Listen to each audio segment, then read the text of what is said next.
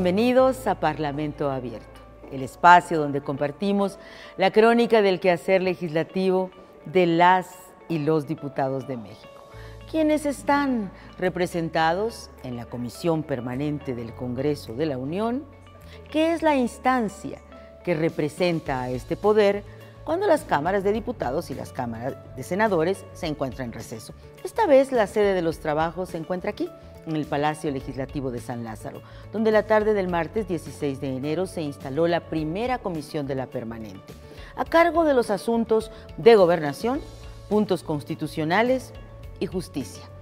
Esta vez se encuentra presidida por el diputado Marco Rosendo Medina Filigrana, de Morena, y ahí con la participación de diputados y senadores de las bancadas de Morena, Partido del Trabajo y del Partido Verde Ecologista de México, se aprobó de manera unánime el acuerdo para citar a comparecer ante esa misma comisión el miércoles 17 de enero a los 20 ciudadanos que fueron designados por el presidente de la República para ocupar diversas magistraturas, ahora vacantes, en las salas regionales del Tribunal Federal de Justicia Administrativa. Se trata de nombramientos por un periodo inicial de 10 años que para concretarse requieren por ley de la ratificación del Congreso de la Unión. En esa reunión hubo un llamado a las y los legisladores de las bancadas de Acción Nacional, del PRI, del PRD y de Movimiento Ciudadano para que se incorporaran a las actividades de esta primera comisión de la permanente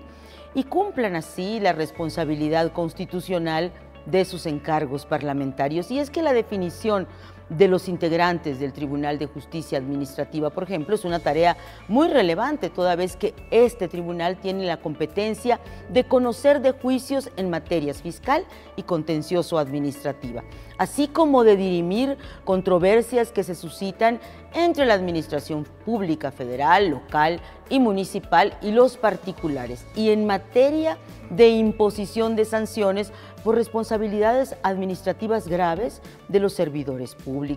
y particulares. Todo esto vinculado con faltas graves promovidas ya sea por la Secretaría de la Función Pública o los órganos internos de control de los entes públicos federales o por la Auditoría Superior de la Federación. Conozcamos parte de lo sucedido en esa comisión.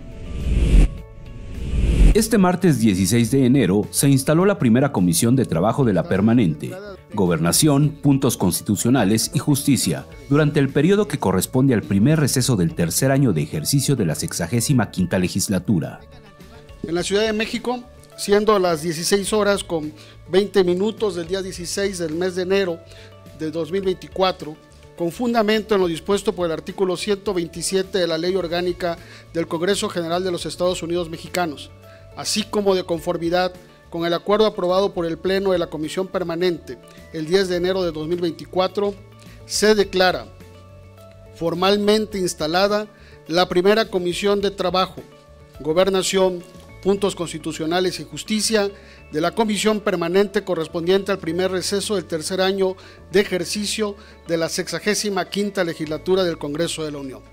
Posteriormente, se rindió un minuto de silencio en memoria al escritor José Agustín Ramírez Gómez. Distinguido mexicano que es todo un referente de esa generación de los años 60, que luchó por abrir espacios democráticos, no nada más en lo político, también en lo social y por ende en lo cultural. Se nos va un hombre que aportó a la literatura contemporánea de México.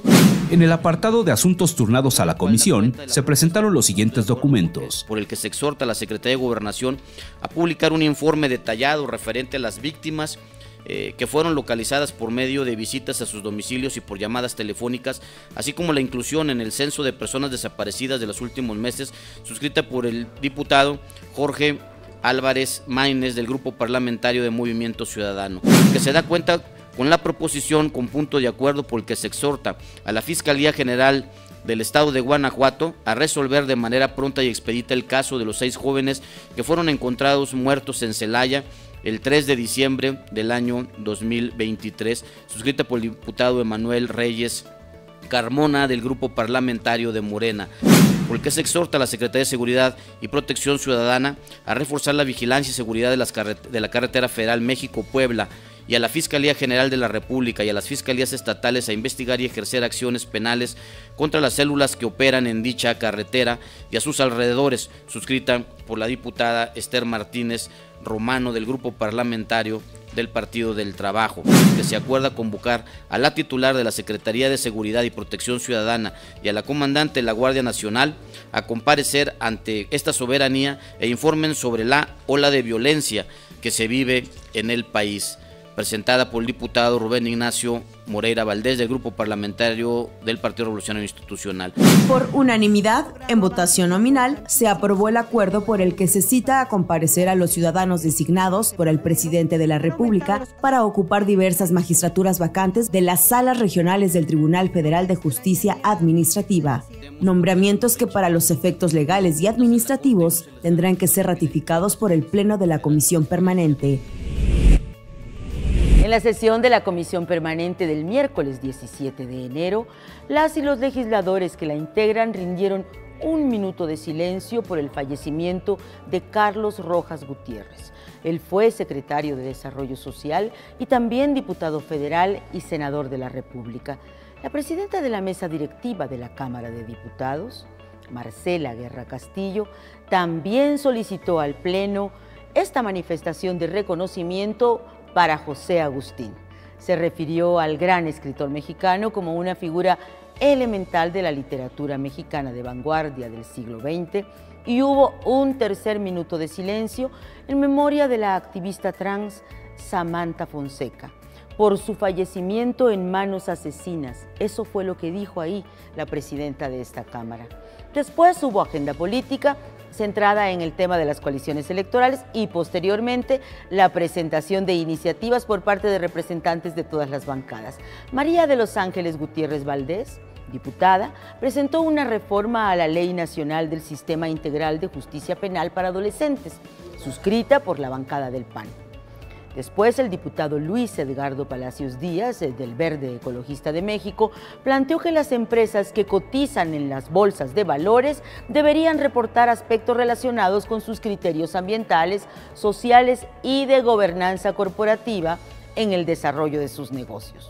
El diputado Benjamín Robles Montoya, de la bancada del Partido del Trabajo, expuso la necesidad de actualizar la Ley General de Víctimas. Y la diputada Ana Laura Sánchez Velázquez dio cuenta de una reforma propuesta por representantes de su bancada, el PAN, pero también del PRI y del PRD, para que en la Ley General de Salud se establezcan medidas que garanticen la entrega de medicamentos e insumos de salud a las instituciones públicas de ese sector. Y finalmente se informó a la Asamblea de la publicación en la Gaceta Parlamentaria del acuerdo para la presentación del informe anual,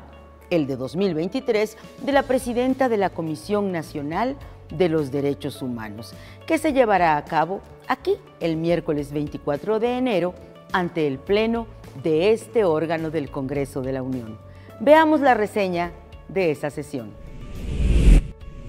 En la sesión de la Comisión Permanente del 17 de enero del 2024, diputadas y diputados presentaron iniciativas sobre acceso oportuno a medicamentos, suspensión de prerrogativas de los ciudadanos, tratamientos médicos y registro de valores.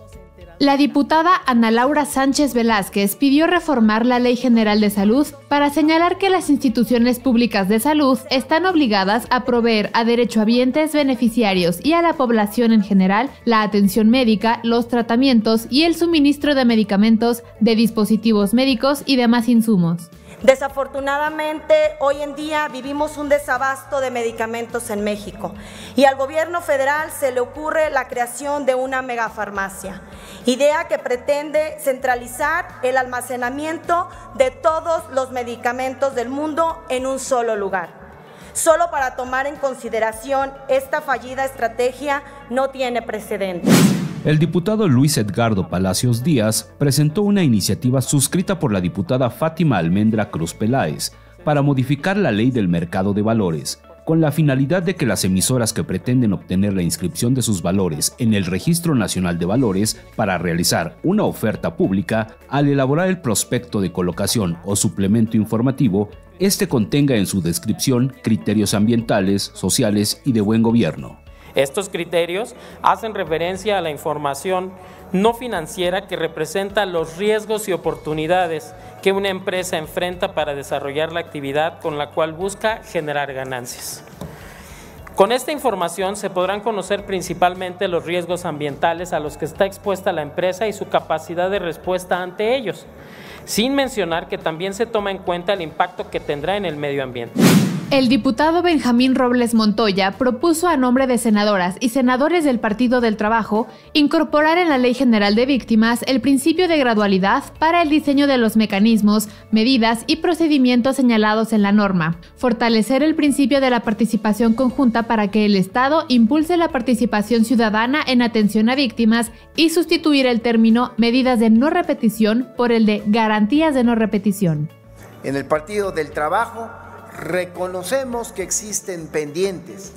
y eso es lo que motiva la presente iniciativa, que tiene 3 ideas centrales. La primera, establecer el principio de gradualidad para que el Estado y los recursos presupuestales que permitan la implementación de programas, planes, proyectos de atención, asistencia y reparación integral sea de manera creciente. El diputado Braulio López Ochoa Mijares presentó una reforma al artículo 38, suscrita por la senadora Laura Iraíz Ballesteros Mancilla, con el fin de que los derechos o prerrogativas de los ciudadanos se suspendan por la conformación de acuerdos políticos electorales que tengan como objeto traficar influencias, corrupción, exoneración del pago de impuestos y realizar acciones penales. Esto con el objetivo, compañeras y compañeros, de ir cambiando la política en México. De verdad es increíble que permitamos o veamos dentro de la normalidad acuerdos políticos como estos y no se sancionen. Cuando hablamos nosotros de vieja política, nos referimos justo a esto, compañeros. Aun cuando las y los diputados de México se encuentran en receso, las actividades continúan aquí en torno a la revisión de iniciativas pendientes, mismas que en algunos casos requieren ser analizadas bajo la figura del Parlamento Abierto. Parlamento Abierto, el nombre de este espacio, se refiere al ejercicio de consulta que el Poder Legislativo debe realizar con los actores involucrados, potencialmente hablando, con una futura ley o con una futura reforma. Este lunes 15 de enero, aquí en San Lázaro, tuvo lugar el Parlamento Abierto en torno a la iniciativa que expedirá la Ley General de Protección Civil y Gestión del Riesgo de Desastres. El objetivo, recibir opiniones y propuestas de las organizaciones de la sociedad civil, pero también de organismos públicos y organismos privados, así como de los ciudadanos en general, a fin de fortalecer la propuesta que ya fue enviada por el Ejecutivo Federal. Se trata de un ejercicio democrático de escucha y de diálogo, y así lo recordó en la apertura de este Parlamento Abierto la presidenta de la Comisión de Protección Civil y Prevención de Desastres, la diputada de Acción Nacional Ana María Valderas Trejo, quien se comprometió con los participantes a tomar en cuenta su experiencia, pero también sus necesidades y todas las inquietudes en un proceso que, enfatizó la legisladora, deberá concretar pronto el nuevo ordenamiento destinado a proteger a las personas, los bienes y el medio ambiente en México ante situaciones de grave riesgo colectivo, catástrofes y calamidades públicas.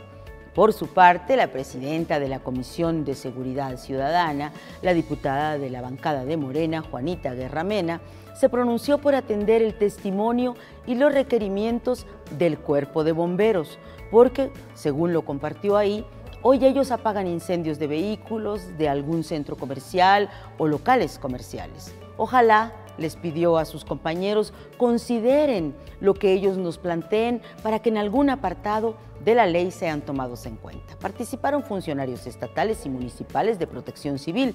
especialistas y consultores en gestión de riesgos y alertas, pero también investigadores universitarios, abogados especializados en materia de siniestros y desastres, representantes de instituciones de seguros, aseguradoras diversas y de empresas del ramo de protección, bomberos, ingenieros civiles, ambientalistas, profesionales en resiliencia y personal de la Cruz Roja y del Instituto Mexicano del Seguro Social. Vamos a esa crónica. Este lunes 15 de enero, en la Cámara de Diputados se llevó a cabo el Parlamento Abierto, análisis de la iniciativa que expide la Ley General de Protección Civil y Gestión del Riesgo de Desastres. Con el objetivo de recibir opiniones y propuestas de las organizaciones de la sociedad civil, organismos públicos y privados, así como de la ciudadanía en general, para fortalecer la reforma presentada por el Ejecutivo Federal. Al respecto, la presidenta de la Comisión de Protección Civil y Prevención de Desastres, diputada Ana María Valderas Trejo, resaltó que el Parlamento Abierto es un ejercicio democrático. Este proceso de Parlamento Abierto en materia de protección civil y prevención de desastres marca una importante etapa. Hace un parteaguas en la forma en que las y los diputados debemos cumplir con nuestra responsabilidad constitucional e institucional,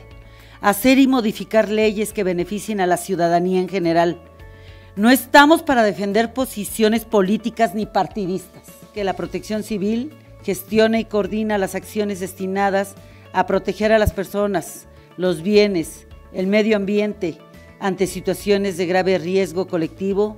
catástrofes y calamidades públicas. Por su parte, Gabriel Arturo Fragoso Aguirre, de la empresa Sheikha Fire, recomendó potenciar la participación de la ciudadanía y las comunidades, que en los planes de estudio a nivel básico e intermedio se impartan materias relacionadas a la gestión integral de riesgo y que todos los niveles relacionados en la materia estén conectados entre sí. La esencia de esta propuesta radica en la consolidación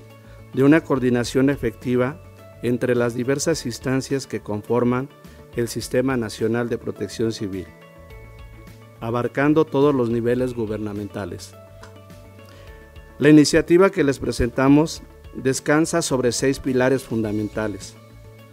cada uno de los cuales contribuye al establecimiento de una legislación sólida y adaptada a las necesidades contemporáneas de nuestro país, considerando al mismo tiempo el contexto global en materia de protección civil. A través de esta propuesta, aspiramos no solo a mejorar la capacidad de respuesta ante situaciones de emergencia, sino también a incorporar principios que promuevan la prevención, la mitigación y la reconstrucción resiliente. Con estos cambios, buscamos elevar los estándares de seguridad y bienestar para todos los ciudadanos. Nacheli Ruiz Rivera, investigadora de la Universidad Nacional Autónoma de México, manifestó que en la iniciativa hay limitaciones presupuestales porque está diseñada para la atención de eventos recurrentes, no para catástrofes. La gestión correctiva se refiere a los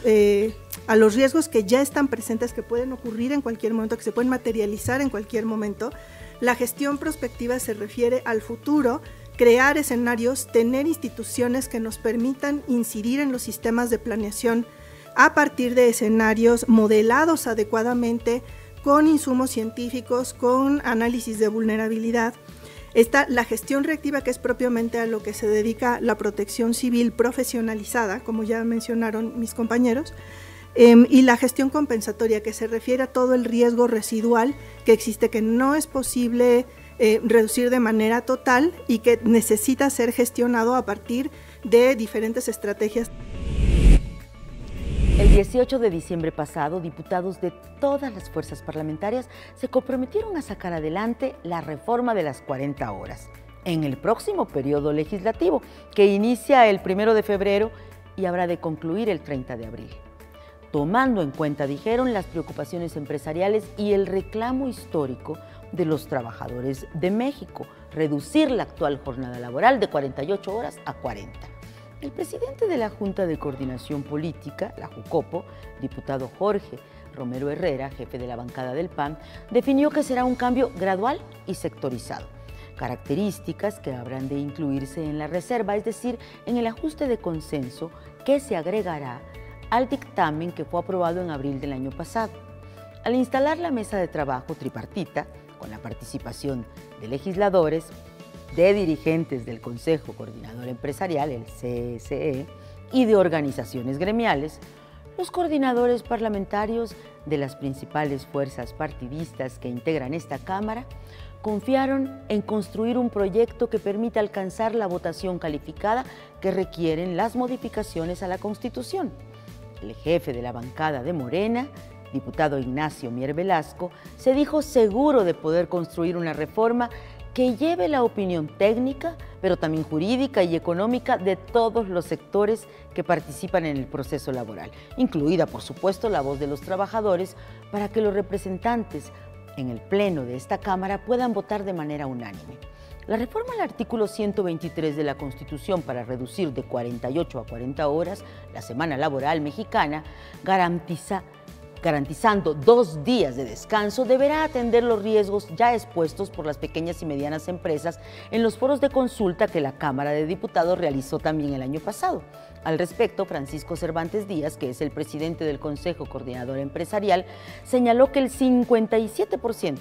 de los trabajadores que laboran en México más de 40 horas están en las pequeñas y medianas empresas. Expuso el dirigente empresarial que eso obliga a analizar los esfuerzos que realizan cotidianamente las llamadas pymes para sostenerse, representando a más del 98% de las empresas de todo el país y que le dan el 72% del empleo a los trabajadores con un trabajo formal.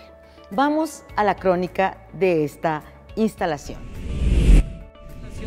El pasado 18 de diciembre, la Cámara de Diputados, a través de la Junta de Coordinación Política, instaló la Comisión de Trabajo en materia de días de descanso laboral, que coadyuvará hasta marzo de 2024 en los trabajos legislativos encaminados a garantizar a nivel constitucional el derecho humano al descanso de la clase trabajadora y en la preservación de la productividad nacional. Estamos hablando de una iniciativa de reforma constitucional